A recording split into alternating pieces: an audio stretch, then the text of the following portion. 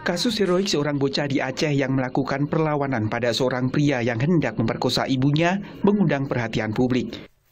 Jumat 9 Oktober 2020, bocah tersebut hanya bersama ibunya karena ayahnya sedang mencari ikan. Tiba-tiba masuk seorang pria yang akan memperkosa ibunya.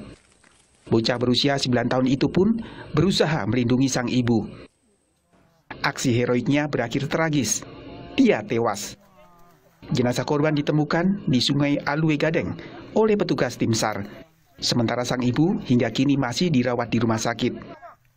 Rumah korban yang terletak jauh dari permukiman membuat aksi kejahatan ini tidak diketahui warga lain. 2 hari setelah kejadian, polisi berhasil menangkap pelaku.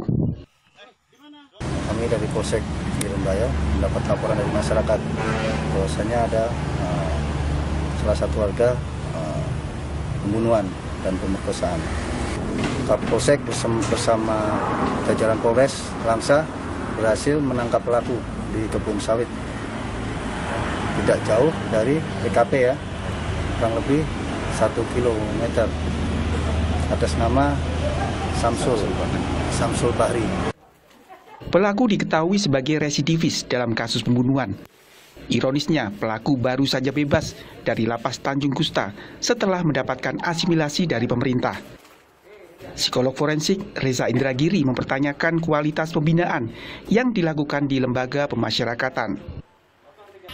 Tapi bahwa yang bersangkutan kemudian setelah mendapatkan asimilasi justru melakukan tindakan kekerasan yang sedemikian brutal, baik itu kejahatan seksual maupun kejahatan mencabut nyawa anak-anak, maka kita punya alasan untuk bertanya, need and risk assessment macam apa yang sudah dilalui oleh narapidana ini?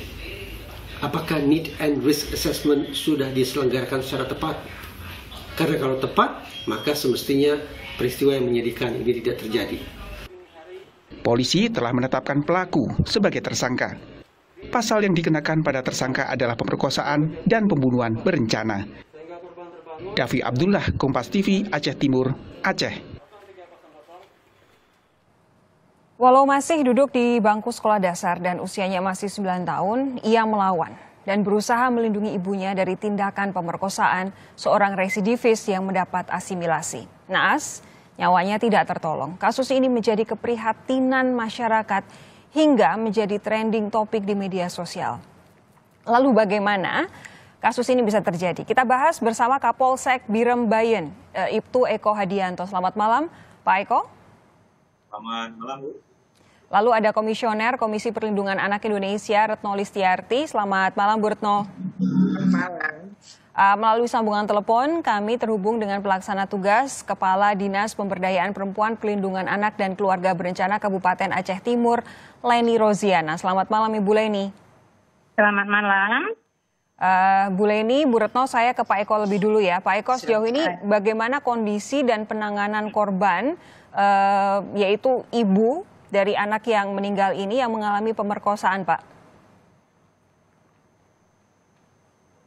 Baik, dapat kami jelaskan. Jadi setelah menjalani perawatan 3 hari di Rumah Sakit Umum Langsa, karena yang bersangkutan juga ada luka sayat di tangan yang harus dirawat dan dijahit tangannya itu, sehingga dirawat. Saat ini udah dibawa pulang ke rumah abangnya korban itu di Desa Alugading, Kecamatan Birembaya, Kabupaten Aceh Timur.